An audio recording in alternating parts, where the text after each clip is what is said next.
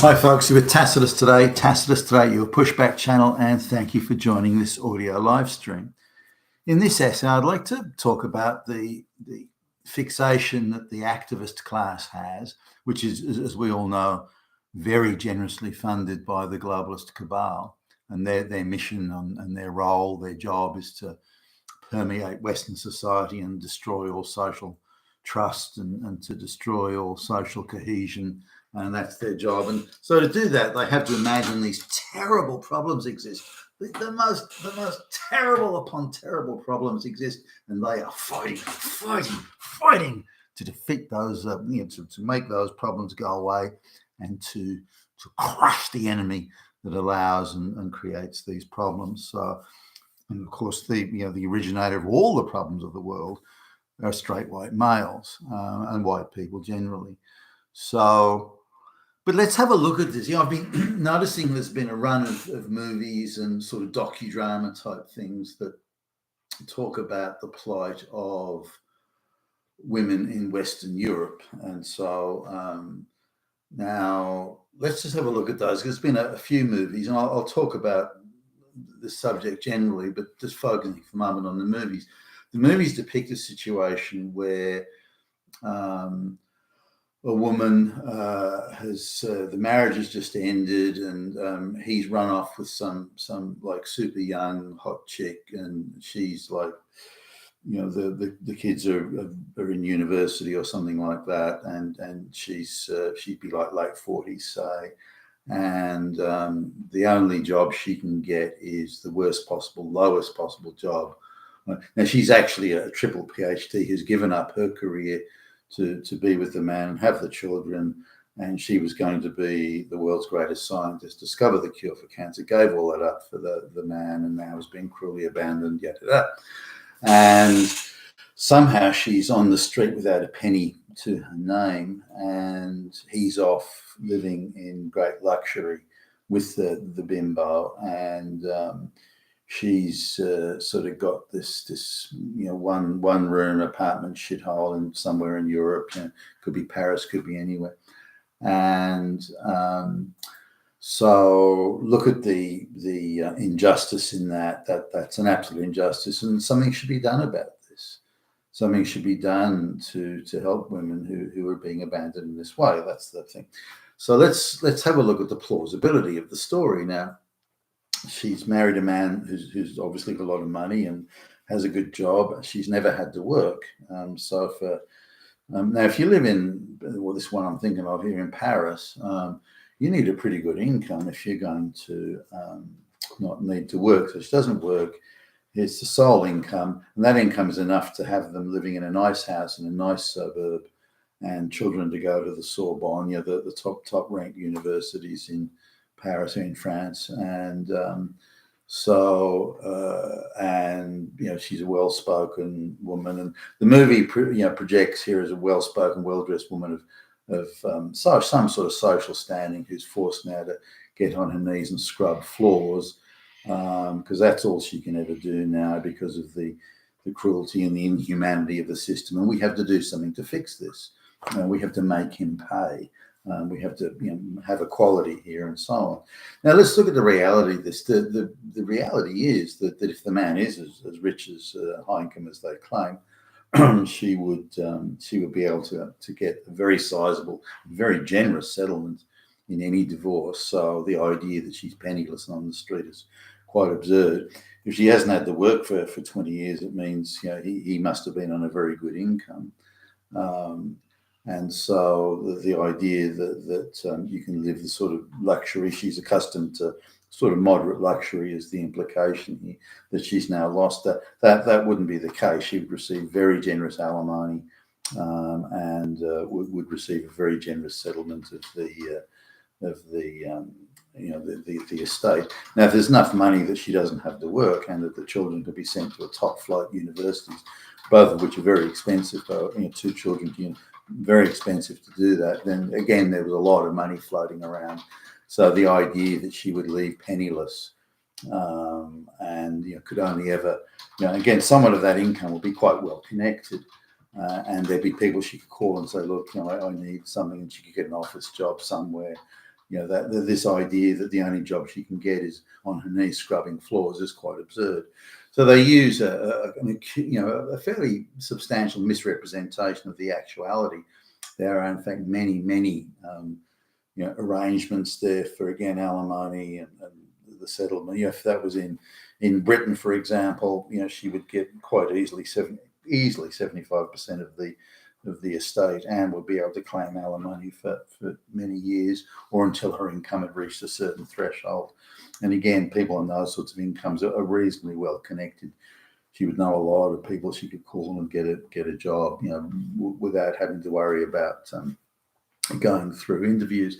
But they have these women who come from these sort of well-to-do circumstances, and they have them going to some sort of labour exchange, being treated like shit and suffering, humiliation and degradation and so on.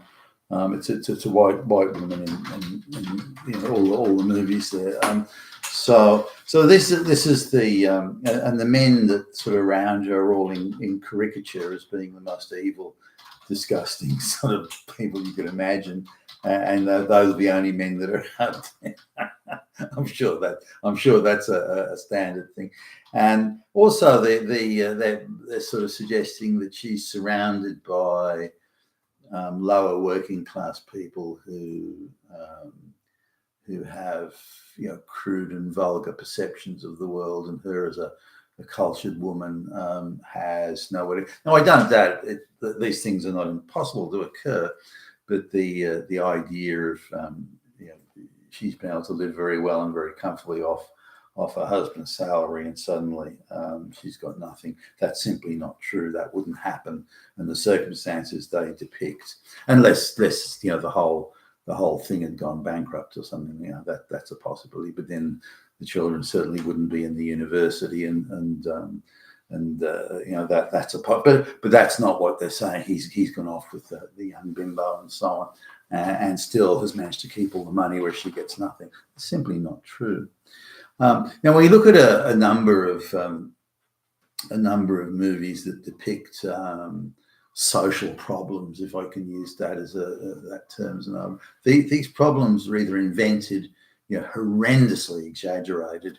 They never exist, or if they did exist, it was hundreds of years ago when the world was a very different place, and those sorts of behaviours and practices were completely acceptable and viewed as definitely not unreasonable in the time or in the day. So let's have a look at some of those. The idea of you can look at almost any sort of subject, like the idea of every woman was being raped multiple times a day by multiple men, and there was nothing she could do. There was nowhere to go. That it was. I mean, it's always been a crime.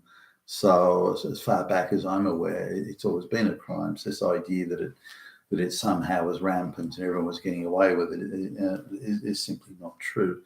The idea, and today it's definitely not the case. It's the bar, the evidence bar for dragging a case into court is very low now. So, and effectively the burden of proof has been reversed. The man has to prove that he didn't do it. And there are numerous cases around like that. Also, what constitutes rape or sexual harassment, the bar there has been lowered. So even touching somebody on the leg or the ass or something, that's now sexual harassment, which can go to court. So the bar's been really lowered there to make sure that as many cases they can drag in. But the implication in the movies is that it's a problem that's rampant. Sexual predators, just a woman is subject to sexual predation 24/7, regardless, and that's something that she should. That we have to do something about this. It's terrible. Also the climate change. So this idea of these terrible problems and the end of the world's nigh, we have to do something. It's urgent, hysterical. But they're problems that don't exist, or they exaggerate. Another movie was about women being, or young women, this is college students being raped on campus, as if the only men on campus were sexual predators, who are all rich, by the way, which seems unlikely, and the women who are all poor are being preyed upon and so on by these evil men who all have sinister intent. And all the girls are innocent little girlies. I mean, that's just not a real world. Now, if I look at even the studies that are done by lesbian gender studies academics who want to push the idea that rape is rampant on college campuses, that every woman is being raped every day, and all this sort of thing. If you actually start picking through the numbers and having a look at how they put these things together, you can get a fair idea. And I'm sort of quite across how the little deceptions and exaggerations and devices they use to gin up the numbers. You'd be looking at one or two per 1,000 students have alleged. This is not proven, by the way, alleged rape per annum, but they gin that up through various means of saying that it's 102 instead of 2. Now, 102 rapes every 1,000 students, that's pretty serious. But you have to actually look through. So hold on, this is allegations. These are people just going online. So we don't even know, A, if a rape took place, or B, if it isn't the same 10 lesbians, angry lesbians, voting or filling out the form again and again and again to gin up the numbers. So they want the numbers to be hysterical. They want it to be seen as some terrible thing because it's something that in their fevered imagination, it might happen. It could happen.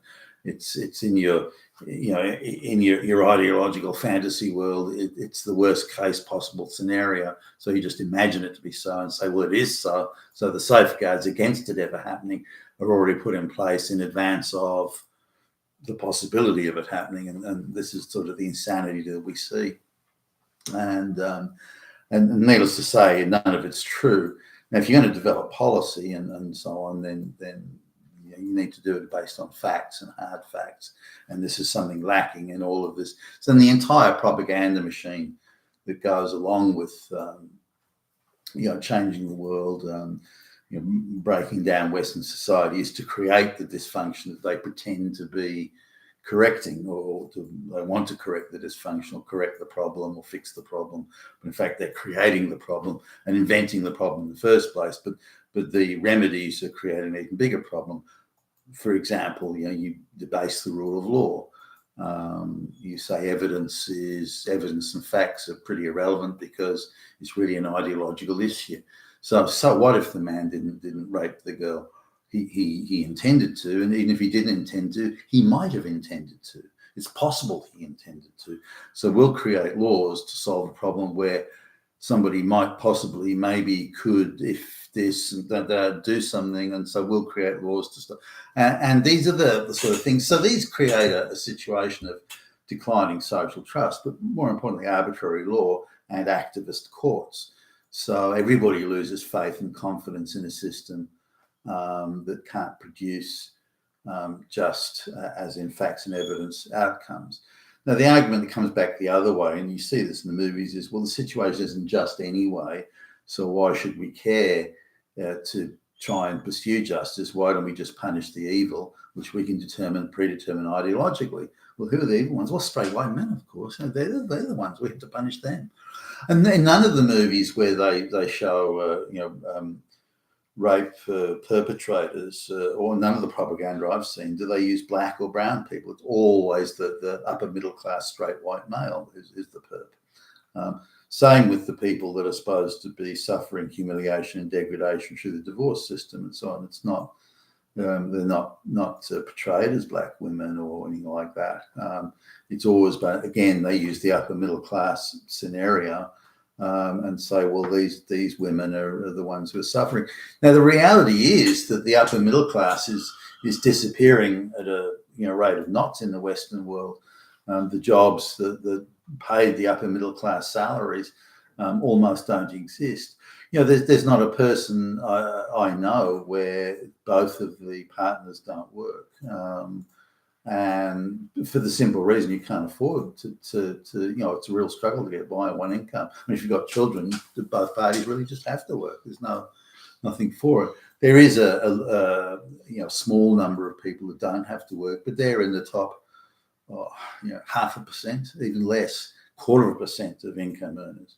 1 in every 350 people makes enough money where they can easily and comfortably go on one salary and put the children through school and that sort of stuff. But again, only 1 in 350 income earners has that sort of money. The rest don't, and the rest require that both parties contribute in some way. Again, particularly if you've got children. So it's interesting the take that the propaganda machine has. The reality is that the Western economies now just can't produce upper middle class income jobs. So the problem, whether you pretend it exists or not, it exists now in such a shrinking pool of people that you've got to wonder if it's even worth making movies about. But I've noticed too that the activists tend to be trying to solve problems that, even if they did exist, they are problems that might have existed 50, 60, 70 years ago. They're not problems that exist today. And this is something that and laws that change the situation. In other words, aggressively reversing divorce as a case in point. Whoever had the higher income was the one that would get the custody of the kids, if you like, because you've got the most money and therefore the most resources to look after the children. But then they reversed that. The person who give the most care, or the person who had the least income, would get the resources and get the money. And that just did an absolute mirror reversal, if you like, of what it had been. And that's how it exists today. So that change alone was a huge protection. There's also statistics saying all the women that divorce and the penniless, but they were all penniless to begin with. It's not like there were vast resources there and suddenly she's penniless. There was no money to begin with. So these misrepresentations and the constant propaganda, even looking at things like police, especially if they're German or Scandinavian, that sort of thing. Police dramas that it could be a weekly serial or a movie where they depict she's young, she's sassy, she's got long hair, lots of makeup, but she's way smarter than any of the male cops. And if there's any street punks on there, usually the opening scene is to show how tough she is. Any street punks, maybe half her age, or they can't outrun her though. She's way quicker than they are. And if they want to get into the rough stuff, she'll just beat the shit out of them and won't even work up a sweat in the process. And so, but all the men are vulgar, rude, crude, crass, terrible manners. They're overweight. They're I don't think I've ever met a man like that in the caricature format they deliver. Nor have I ever met some sort of super bright genius, sassy chick who's smarter than all the guys. So these depictions, but she's fighting back against the patriarchy, and the patriarchy is just everywhere, and she's fighting back against this. Now, in every workplace I've been into, certainly over the last several years, you'd be hard pushed to find, maybe a small business in the country or something like that. You'd be hard pressed in any city-based business or to find almost any evidence of patriarchy. It's quite the opposite, and certainly not white patriarchy. It's quite the opposite. In many places of employment now, non-white people are already the majority in Australia, and women are being inserted into senior positions all over the place, qualified or not. And the diversity, equity, inclusion departments and HR departments are 99% women, and for the very small number they're not. The guys are gay. So this idea of the patriarchy existing and we must fight back against it, I can't find the patriarchy anywhere. If it is somewhere, I can't see it. It must be the most discreet and clandestine patriarchy that ever existed. So this idea of that we have to fight back against these things, and we have to fight slavery and this sort of thing. But slavery ended over 200 years ago, and the stuff that's still going on in Africa today, if you want complain about that, go ahead. But all you do is talk about what the thing white people supposed to have did hundreds of years ago. So the whole propaganda machine is very much directed against white people and white males in particular. No matter how much you slice and dice it, whether they use rape as the entry point, climate change, divorce, marital relations, nuclear family, slavery, however you slice and dice it, the beginning point is always white people are the bad people, white males are the bad people, and we have to do things to stop them. And it's urgent, hysterical, when the fact the whole thing is just made up. You've been with Tacitus today, your Pushback channel. Thank you for listening.